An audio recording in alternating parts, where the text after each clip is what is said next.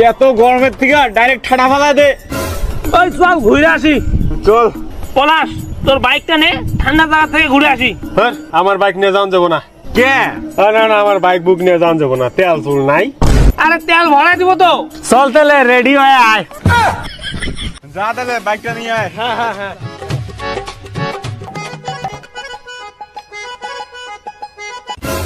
হ, 2 কাটা তেল আছে না, এতগুলা তেল নিয়ে বাইরন যাব না, তাইলে ওরা 50 টাকা তেল ভরে আমার তেল গিলা শেষ করবো।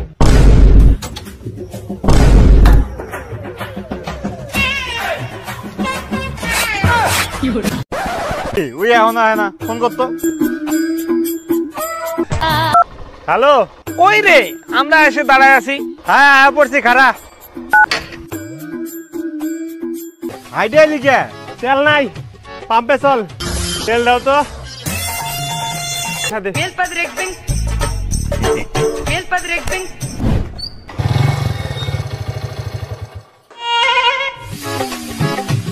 কিরে বন্ধ হয় কে?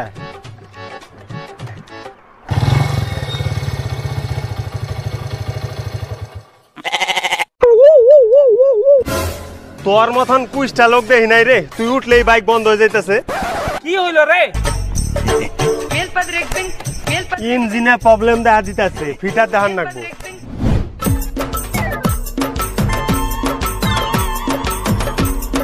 100 টাকা দে। আমি কেন দেব? নিজের পয়সা দিয়া বাইক ঠিক করে তোকে ঘুরাইবার নিয়ে যাম।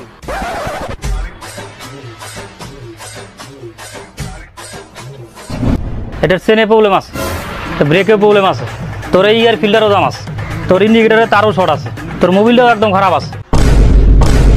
ঠিক করে দাও।